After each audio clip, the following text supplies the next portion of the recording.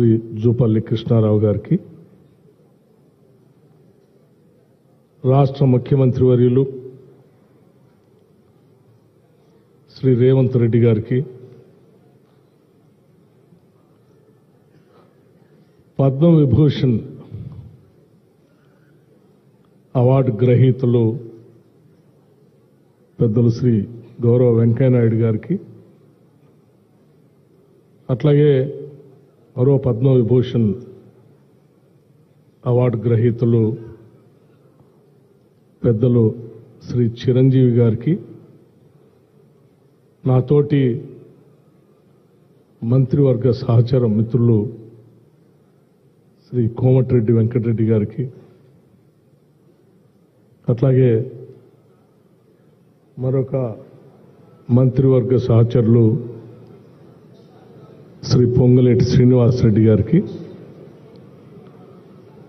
రాష్ట్ర ప్రభుత్వ సలహాదారులు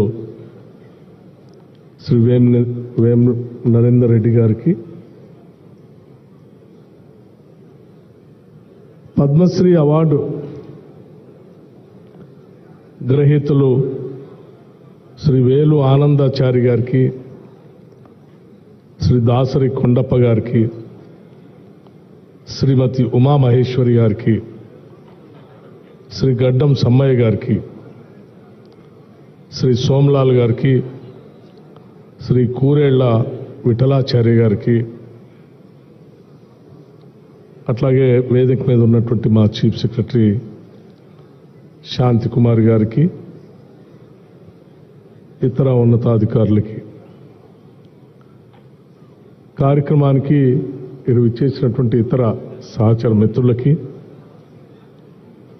పెద్దలందరికీ కూడా ముందుగా నా హృదయపూర్వకమైనటువంటి నమస్కారాలు. పద్మ అవార్డు గ్రహీతలందరికీ కూడా రాష్ట్ర ప్రభుత్వం నుంచి అభినందనలు తెలియజేయటమే కాకుండా తెలుగువారికి ఇంతమందికి భారతదేశం గర్వించదగేటువంటి అవార్డులు పొందటం అనేది ఈ రాష్ట్రానికి గర్వకారణంగా రాష్ట్ర ప్రభుత్వం భావించి ఈరోజు వారిని గౌరవించుకునేటువంటి కార్యక్రమాన్ని రాష్ట్ర ప్రభుత్వం నుంచి ఏర్పాటు చేయడం జరిగింది. పద్మశ్రీ అవార్డులు పొందినటువంటి వాళ్ళందరూ కూడా ఎక్కడో మారుమూల ప్రాంతాల్లో గుర్తించబడినటువంటి ఆయా ప్రాంతాల్లో ఉన్నటువంటి వాళ్ళని గుర్తించి గౌరవించి ఈ అవార్డులు ఇవ్వటం అనేదాన్ని రాష్ట్ర ప్రభుత్వం నుంచి సంపూర్ణంగా అభినందించడమే కాకుండా ఆనందాన్ని కూడా వ్యక్తపరుస్తూ ఉన్నాం. వారందరి నైపుణ్యం, కళా నైపుణ్యం, ఒక్కొక్క రంగాల్లో వారికి ఉన్నటువంటి విశిష్టతని గుర్తించి ఈరోజు భారత ప్రభుత్వం వారందరినీ గౌరవించింది. వారందరికి కూడా రాష్ట్ర ప్రభుత్వం నుంచి మనస్ఫూర్తిగా అభినందనలు, గౌరవపరమైనటువంటి సన్మాన కార్యక్రమాన్ని ఈరోజు ఏర్పాటు చేసుకోవటమే రాష్ట్ర ప్రభుత్వం యొక్క ప్రధాన బాధ్యతగా భావించి మేము ఈరోజు కార్యక్రమాన్ని ఏర్పాటు చేశాం. సరే, పద్మవిభూషణ్ సంబంధించి వేదిక మీద ఉన్నటువంటి ఇద్దరు పెద్దలు కూడా రెండు రంగాల్లో వారు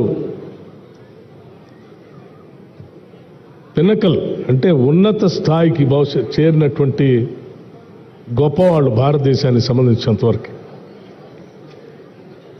వెంకయ్యనాయుడు గారు విద్యార్థి దశ నుంచే నాయకత్వ లక్షణాలను పునిగిపుచ్చుకొని ఉద్యమకారుడిగా నుంచి ఒక పరిణితి చెందినటువంటి రాజనీతిజ్ఞుడిగా ఈ దేశంలో ఎదిగినటువంటి ఒక గొప్ప రాజకీయ నాయకుడు ఆయన. వారి మాటలు వింటూ, వారి యాస ప్రాస వింటూ ఓ ప్రతిపక్ష నాయకుడిగా సంఖ్యాబలం లేకపోయినప్పటికి కూడా శాసనసభలో ప్రజా సమస్యలపైన ఏ రకంగా మాట్లాడవచ్చో వెంకయ్యనాయుడు గారు ఉపన్యాసాలు వింటే చాలా స్పష్టంగా మనందరికీ అర్థమవుతుంది. రాజకీయాల్లో ప్రతిపక్షంలో ఉన్నా ప్రభుత్వంలో ఉన్నా కానీ చెప్పాలనుకున్నటువంటి అంశాలని ముక్కుసూటిగా స్పష్టంగా, అంటే భాషలో ఎక్కడ కూడా తిట్ల పురాణానికి తావు లేకుండా వేలెత్తి చూపించినటువంటి నాయకుల్లో బాగా స్పష్టంగా కనపడే నాయకుడు మనకి వెంకయ్య నాయుడు గారు. వారు ఇక్కడ శాసనసభలో కానీ, లేకపోతే పార్లమెంట్లో రాజ్యసభలో కానీ, లేకపోతే సభా నిర్వహణలో కానీ, ఉపరాష్ట్రపతిగా రాజ్యసభని నడిపించేటువంటి కార్యక్రమంలో కానీ రాజకీయాలకు అతీతంగానే వారు నడిపినటువంటి హుందాతనం నిజంగా మనందరికీ, మా అందరికీ ఆదర్శవంతంగా ఉంటుంది, ఉండాలని కూడా నేను బలంగా కోరుకునేటువంటి వ్యక్తిగా శ్రీ వెంకయ్య నాయుడు గారికి పద్మ విభూషణ్ రావటం అనేది మేమందరం చాలా సంతోషించినటువంటి విషయంగా ఈ సందర్భంగా రాష్ట్ర ప్రభుత్వం నుంచి మనం చేయదలుచుకున్నాం. అలాగే వెంకయ్య నాయుడు గారు మాట్లాడుతూ నేను రిటైర్డే కానీ టైర్డ్ కాలేదని చెప్పారు. I'm retired but not tired అన్నారు. అంటే నిజంగా వారి విజ్ఞానం, ముఖ్యంగా ప్రజాస్వామ్య దేశంలో రాజకీయ పార్టీలు ఏ రకంగా ఉండాలి అని చెప్పే దాంట్లో వారి నుంచి చాలా అంశాలు నేర్చుకోవాల్సినటువంటి అవసరం ఉందని భావిస్తూ ఉన్నాను నేను. అట్లాగే చిరంజీవి గారి గురించి ఎంత చెప్పినా తక్కువే. సినిమా రంగంలో ఎటువంటి బ్యాక్గ్రౌండ్ లేకుండా వారు ఇంత ఉన్నత స్థాయిని, ఒక మెగాస్టార్ స్థాయికి ఎదగటం అనేది స్వయం కృషితో ఎవరైనా సాధించాలి అనేటువంటి పట్టుదల ఉంటే నాలాగా సాధించవచ్చు అని చెప్పి వారు మనందరికీ ఇన్స్పిరేషన్ ఇచ్చినటువంటి ఒక గొప్ప కథానాయకుడు. సరే, చాలామంది కథానాయకుడిగా సినిమా రంగంలో ప్రవేశించి కథానాయకులుగా ఉంటారు.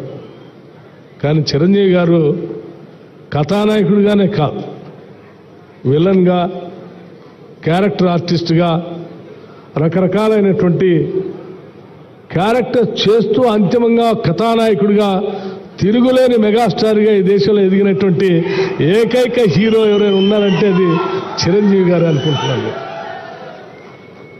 సమాజంలో ఉన్నటువంటి అనేక పాత్రలు, స్వయం కృషి లాంటి సినిమాలో కానీ, ఊరికిచ్చినటువంటి మాటలో ఒక కథానాయకుడి పాత్ర కానీ, లేకపోతే రకరకాల, అంటే సమాజాన్ని స్ఫూర్తిగా తీసుకొని ముందుకు నడిపించడానికి పనికొచ్చేటువంటి అనేక పాత్రలు పోషించి వారు గొప్ప స్థాయికి ఎదిగారు.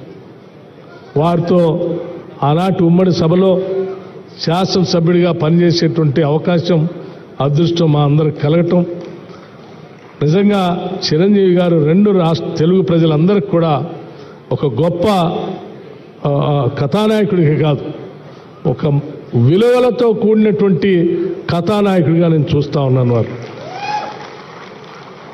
కథానాయకులు సరే వారి ప్రైవేట్ జీవితంతో ఆ ఫ్యాన్ ఫాలోయింగ్తో పోతూ ఉంటారు.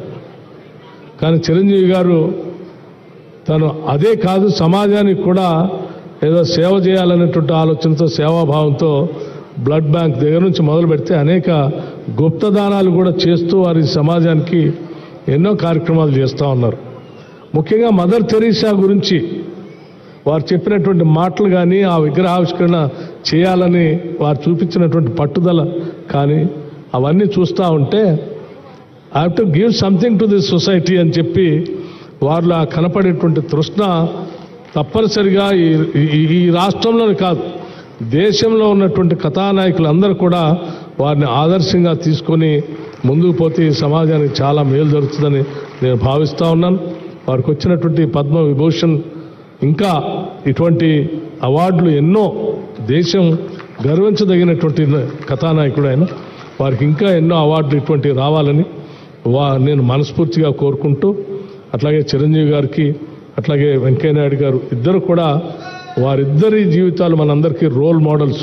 రెండు రంగాల్లో, అటు రాజకీయ రంగంలో, ఇటు సినీ రంగంలో, అన్ని రంగాల్లో కూడా వారిద్దరి జీవితాలు ఆదర్శం అని చెప్పి మీ అందరికీ నేను మనవి చేస్తూ నేను మరొకసారి ఈ పద్మ అవార్డు గ్రహీతలందరికీ కూడా నేను మనస్ఫూర్తిగా అభినందనలు తెలియజేస్తూ వారికి సన్మానం చేసేటువంటి ఈ కార్యక్రమంలో అవకాశం రావటం కూడా మా అదృష్టంగా నేను భావిస్తున్నాను.